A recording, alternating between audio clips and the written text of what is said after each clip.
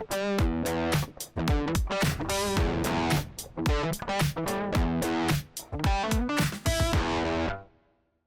guys, welcome back. As promised, today I'm going to be assembling and painting up the Phantom Titan. But as you can see, I'm outside at the moment in the middle of September in Scotland, and it's absolutely scorching. And by that I mean it's around 20 degrees. And that's actually never happened before and likely never will happen again. So I thought I would take this opportunity to bring all my tools outside and try and assemble it out here in the sun. But before we get into the assembly and painting of the model, I wanted to briefly talk about the 3D printing process and the total cost for printing a model of this size. The total printing time was around 1.5 weeks of almost constant printing. I do print all of my miniatures at a fairly fine detail of 0.02mm per layer, so the total time could be reduced if you were willing to sacrifice on some of the quality. And the total resin cost to print this model was surprisingly low, especially if you compare that to the price that you would pay if you bought the model direct from Games Workshop. Speaking of which, I was absolutely shocked at how much Games Workshop charges you if you do want to purchase this model. And when compared to the resin costs of printing the model yourself, it's kind of insane. And when it comes to purchasing the model from Games Workshop, the Phantom Titan comes in multiple parts, because Games Workshop's just cool like that. So the £510 price tag on the model is only for the body. If you happen to want some guns or weapons for your model, that's going to set you back £72.50 times 2 for the distortion cannon and the pulsar. And if you want to go for the power glaive, Games Workshop have been nice enough to give you a £5 discount and will only charge you £67.50, bringing the grand total to £722.50 or $1,180. And just so you Americans are aware, £722 converts to $950. So Games Workshop decided to scalp you for an extra $230, just for fun. And when it comes to the cost of 3D printing this model, it's a little bit more complex and it depends on how you look at it. In terms of the resin cost, I used between 2 and 3 litres of Sunlu ABS-like resin, and in the UK you can pick up 3 bottles of that for around £35. And I did hollow out the majority of the parts for this model, which also helped in reducing the resin costs. And in terms of the cost of the STL file, all Warhammer 40k and Age of Sigmar STLs are available for free online. I'm not going to go into the details of how to do that in this video, but if you do want to know where the best place to get STL files for free, let me know in the comments below, and I'll maybe make a separate video for that. And when it comes to the cost of the printer, you can pick up a decent and suitable 3D printer for around £300. And I would highly recommend going for a wash and cure station as well, which will set you back around £150. However, the cost of the printer and the wash and cure station and other tools, these costs should really be split over the entire life of the printer and all the models you intend to print. And if you're like me and use your printer a lot, it's pretty much going to pay for itself in the first week. And from there on in, you're pretty much just looking at the cost of the resin, rather than the total cost with the printer. So with that being said, it would cost you around £490 if you wanted to consider the cost of the printer and all the other gear. But in terms of resin, it was around £35. But getting back to the build, I've got this little coffee table that spent most of the summer getting rained on, so this will have to do for now. And I've got my tools, and I've got a nice cool drink, so I should be good to go. And Bonnie's just going to be sunbathing most of the day.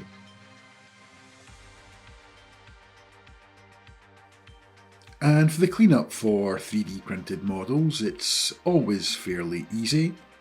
And it's just a case of removing all of the support marks. And I generally do this by either going in and scraping them off with a hobby knife, or just going in with some sandpaper or sanding sticks and sanding them off. And if you orientate your prints in the correct way, the majority of the support marks won't be visible once the model is built.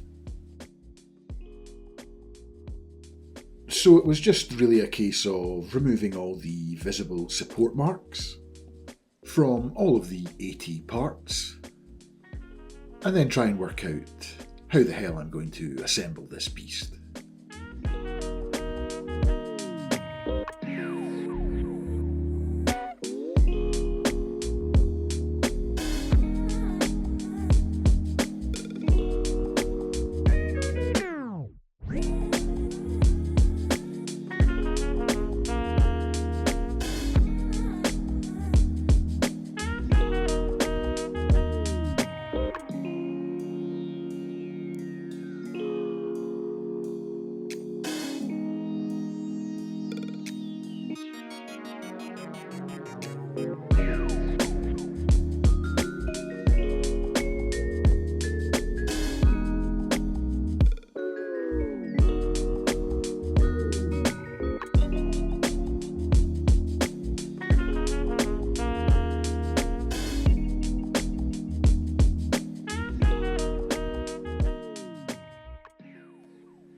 And it was at this stage when I realised that I would have been better off applying all of the pre-damage to all of the model parts before I actually assembled everything.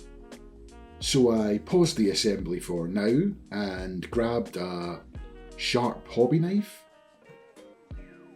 and applied a bunch of scratches, chips and gouges across the entire model. And doing this makes the battle damaged look much more realistic, and also really helps sell the rust effect, which I'll be applying later on in the process.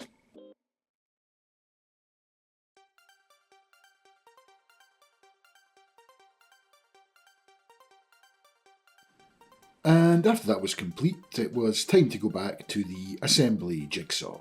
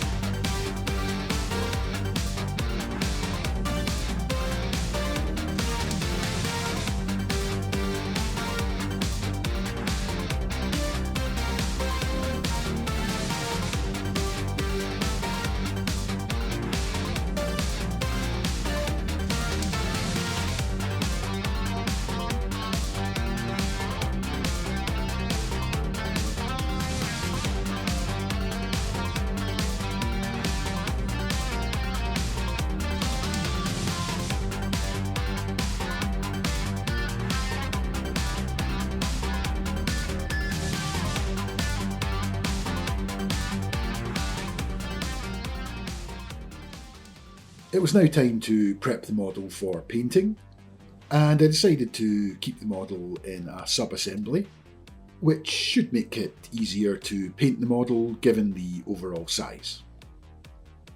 And before I start base coating and painting the model, I need to do one more step of pre-damage.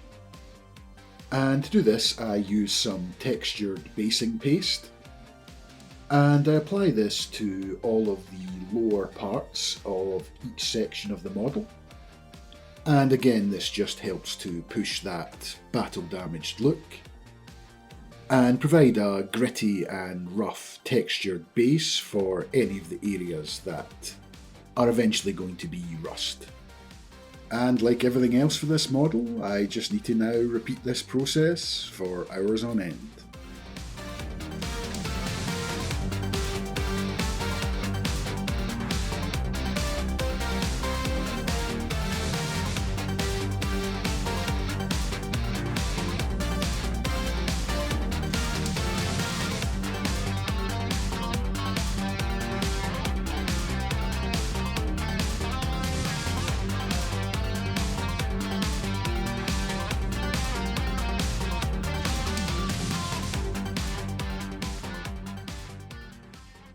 Next, it was time to apply the base coat, chipping layer, and armour colours.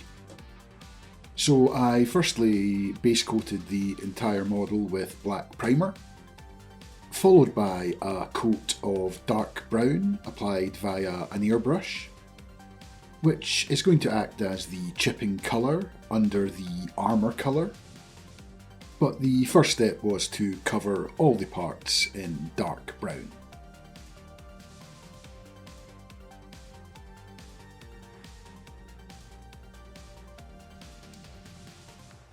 Next, I applied a coat of AK Worn Effects chipping medium to all of the brown areas. And last time I used this product, I applied it via an airbrush. However, this time I wanted to try slapping it on with a large paintbrush to see if it would make any difference, which it didn't, so you can apply this with an airbrush or a normal brush. And then once applied, I left it to dry for around 15 minutes.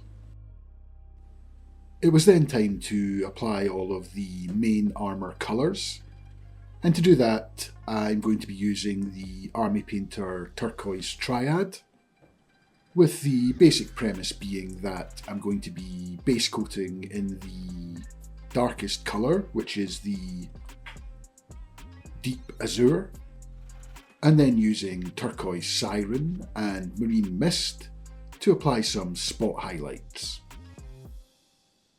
And I've done this process many a time in all of my Craftworld Mymeara painting videos, so if you want a more in-depth and in-detail guide on how to do that, you can just check out one of my previous videos. But for now, it was time to get everything coated and build up those highlights.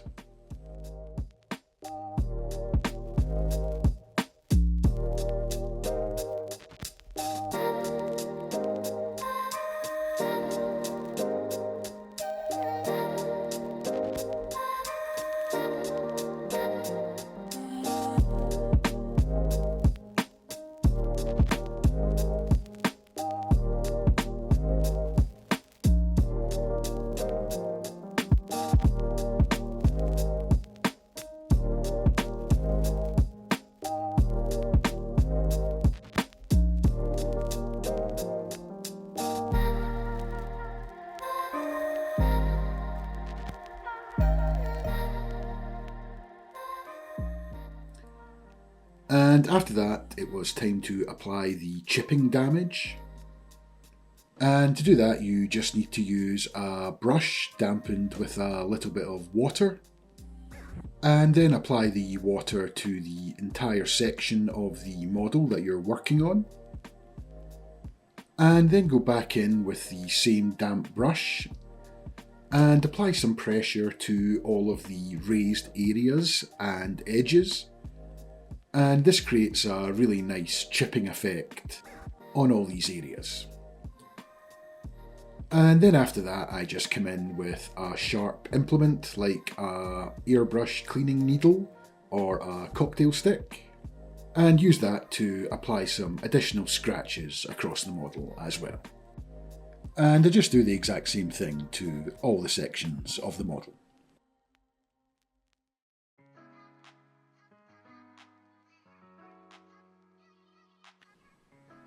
And then once I'd painted up and applied battle damage to all of the armour panels, it was now time to paint in the rest of the trim. And I firstly used Vallejo Oily Steel to paint in all of the vents and metallic parts across the model.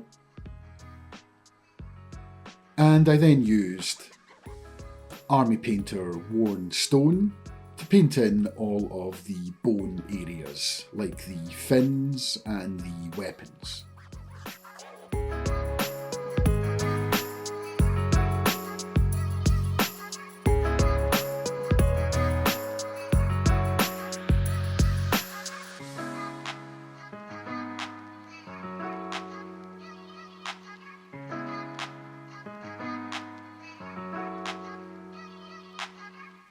And it took about 3 coats, but I eventually got all the bone areas covered.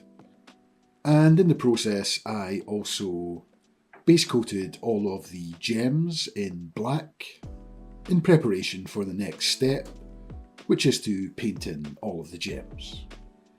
And to do that, I used the entire Army Painter Magenta Triad. Starting from a black base coat, I apply the darkest colour of the Triad, which is the Diabolic Plum. And I'll apply this to the entire surface area of the gem, apart from the very top left, which I'll leave in the black. And from there I'll just work my way through the lighter colours, gradually covering a smaller surface area, until I get to the bottom of the gem and the much lighter colours.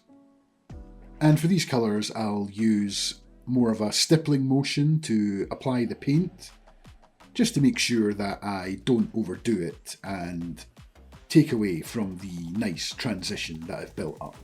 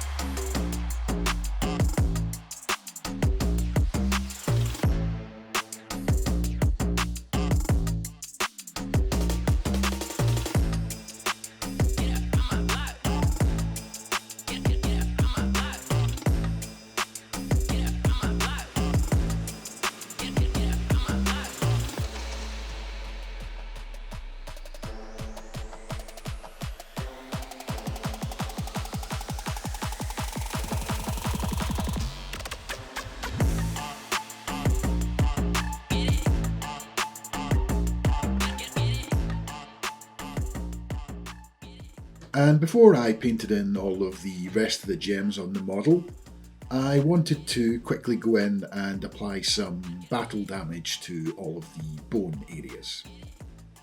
And to do this I used Army Painter Brigadine Brown with a large brush and just stippled this on and dry brushed it across all of the raised edges to add some brown chips and scratches to all of these areas.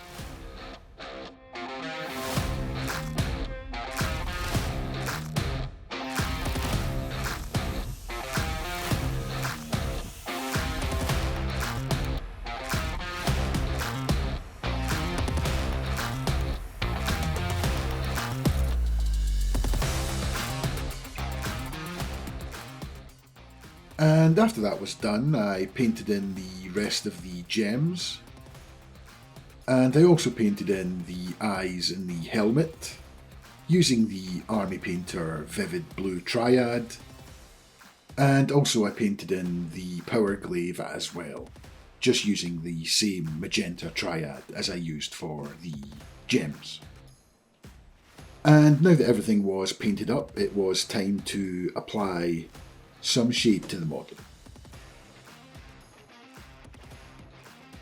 And to do that, I'm going to be using a 2-to-1 mix of Villainy Inks, Goon's Grime and Ichor of the Damned, with a little bit of white spirits mixed in, just to thin it down slightly, and then I'm going to apply this to all areas of the model.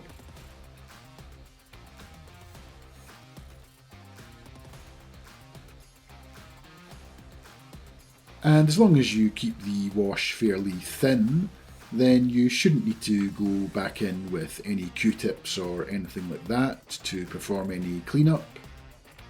Just make sure that there's no pooling happening when you do apply the wash, and you should be good.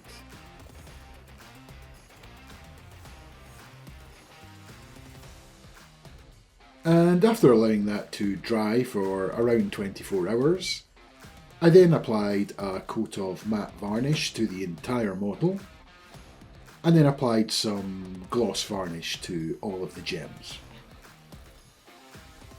And next up, it was time to finish up all of the battle damage by applying some additional rust effects.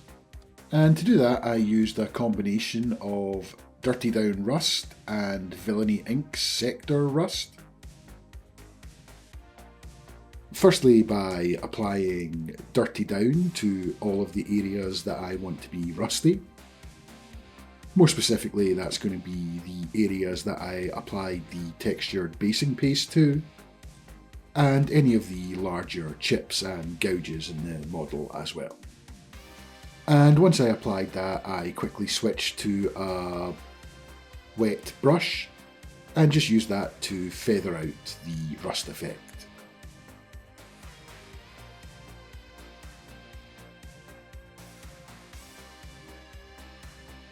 And once I was happy, I then would go in with some of the Villainy Inks Sector Rust, which is a much more orange looking rust colour, and just apply a small amount of this to the centre of the rust patch. And this just gives the area an extra rusty looking feel.